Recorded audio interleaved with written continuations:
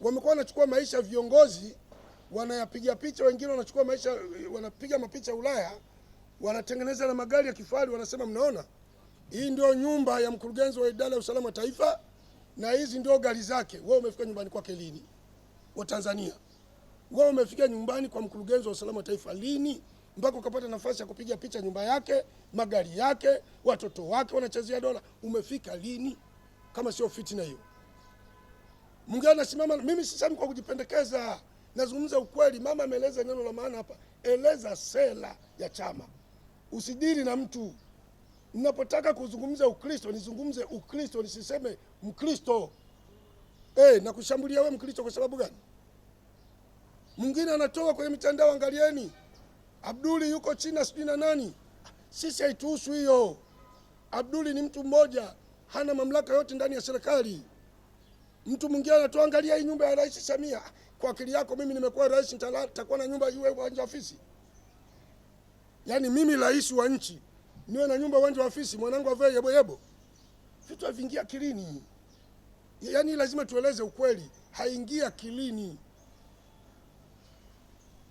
Kama kiongozi wa dini, shekhe, askofu hawezi kujengewa au kupangiwa nyumba uwanja wa ofisi, itakuwa rais wa nchi?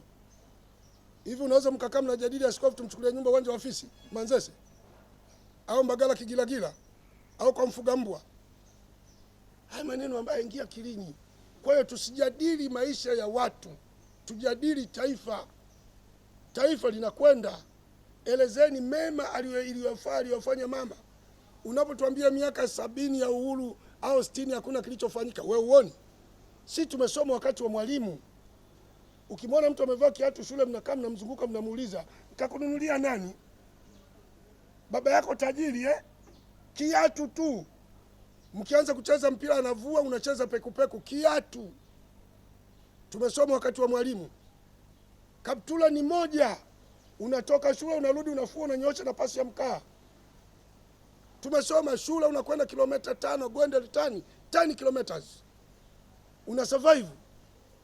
Leo imekuwa mtoto akiamka shule iko pale ya kata. Shule iko pale. Sekondari iko pale. Primary iko hapo. Wasomi chungu mzima, hata kazi hawana wengine. Na hapa tuna engineer, na atakuja aseme hapa. Engineer graduation University of Dar es Salaam yuko hapa.